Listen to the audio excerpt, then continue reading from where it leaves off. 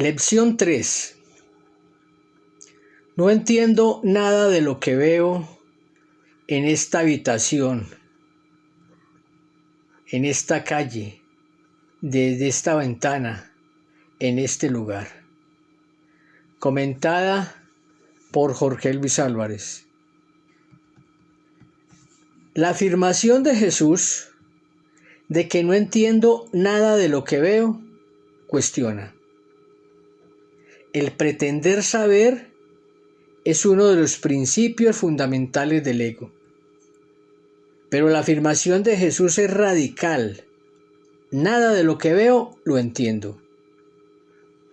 Con el ego siempre quiero tener la razón y parto de que la tengo y de que sé lo que me sucede. Jesús quiere que nos abramos a la posibilidad de que nuestra razón no tiene por qué ser la correcta. Nos dice Jesús, aplica esta idea de la misma manera que las anteriores, sin hacer distinciones de ninguna clase. Cualquier cosa que veas se convierte en un objeto adecuado para la aplicación de la idea.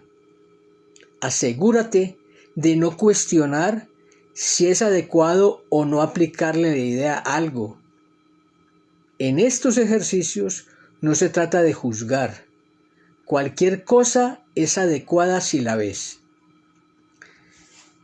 Jesús nos llama a que aceptemos lo que nos dice, a confiar en lo que nos pide.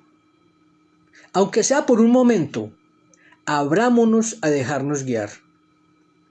Abramos un espacio en nuestra mente para dejar de hacer las cosas a nuestra manera, a dejar de lado esta manera de pensar con la cual, si no salen las cosas como queremos, caemos en la ira. Jesús nos llama a no juzgar. Los juicios son un proceso mental de intentar decidir cómo son las cosas para nosotros, cuáles aceptamos y cuáles no, cuáles nos convienen y cuáles no. Los juicios surgen con la creencia en la separación de Dios, surgen con la percepción.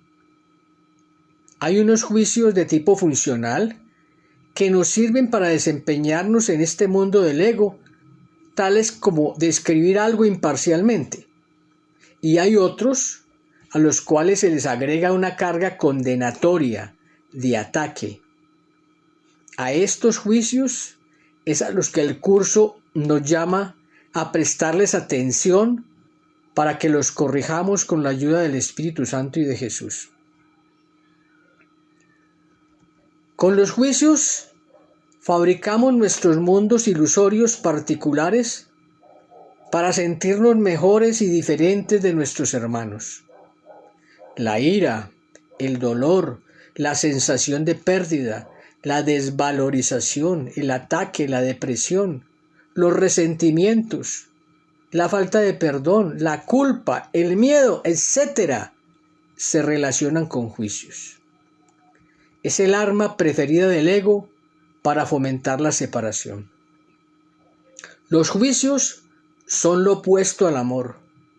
No tenemos derecho a juzgar porque no sabemos nada de nada. No sabemos por qué nuestros hermanos actúan como actúan. Ni siquiera lo sabemos de nosotros mismos. Los juicios no son nuestra función. Dejémoselo a aquel que sabe, el Espíritu Santo. Antes de hacer juicios, pidamos ayuda. Nos dice Jesús, tal vez algunas de las cosas que ves tengan una carga emocional para ti. Trata de dejar a un lado esos sentimientos y simplemente aplícale la idea tal como se la aplicarías a cualquier otra cosa. Jesús nos llama a mirar sin carga emocional. Puede costarnos dificultad porque lo que vemos lo asociamos generalmente a juicios con los cuales criticamos a los hermanos que supuestamente no hicieron lo que nosotros queríamos que hicieran para nosotros o para otros hermanos. Es decir, mis emociones se relacionan con las interpretaciones que hago de mi conducta o la conducta de los demás. Continúa Jesús hablándonos sobre la lección. El objetivo de los ejercicios es ayudarte a despejar la mente de todas las asociaciones del pasado para que puedas ver las cosas exactamente como se presentan ante ti ahora y también para que te des cuenta de lo poco que realmente entiendes acerca de ellas. Jesús empieza a sentar las bases del entrenamiento mental que constituye sus enseñanzas. Se trata de que empecemos a cuestionar la manera como pensamos. Las asociaciones del pasado se basan en nuestras proyecciones de pecado, culpa y miedo que hacemos sobre nuestros hermanos y que son fundamentales para el sistema de pensamiento del ego. El ego o el yo es este ser con minúscula, este personaje que pensamos que somos, dotado de una mente, de un cuerpo, de una historia particular. El ego ha fabricado un mundo particular de relaciones con base a las ilusiones que lo mueven, buscando ser diferente y mejor que sus hermanos y alcanzar así lo que considera le dará la felicidad. Pero mis hermanos también andan en lo mismo y por eso inevitablemente se cae en el conflicto y en el ataque. Al ego, es decir, a la parte de la mente que se cree separada de Dios, lo mueve el miedo a Dios, que supuestamente lo va a castigar por haberlo querido desplazar, y teme perder el yo, el ser que ha fabricado con tanto trabajo. Teme desaparecer en el amor de Dios, en la unidad. El sistema de pensamiento del ego, basado en la creencia en la separación, da origen a la llamada trilogía del ego: el pecado, la culpa y el miedo. El pecado es la creencia en que la separación de Dios realmente se dio, lo que constituiría una falta imperdonable para Dios. Se puede reemplazar la palabra pecado por separación o por ausencia de amor. Es el concepto fundamental del ego, del cual se desprenden la culpa y el miedo. El pecado está asociado al pasado. Siempre fue una falta cometida en el pasado. El pecado es un error que puede ser corregido con la ayuda del Espíritu Santo y no castigado como quiere el ego.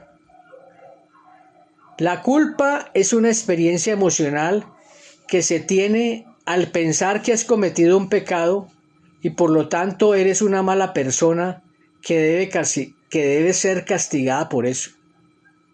La culpa está asociada a todos los sentimientos de desvalorización, de acusación de uno mismo, de sentirse incapaz, de sentirse indigno, no valioso, carente, débil, desvalido, perdedor, todo lo que se llama la baja autoestima, etc.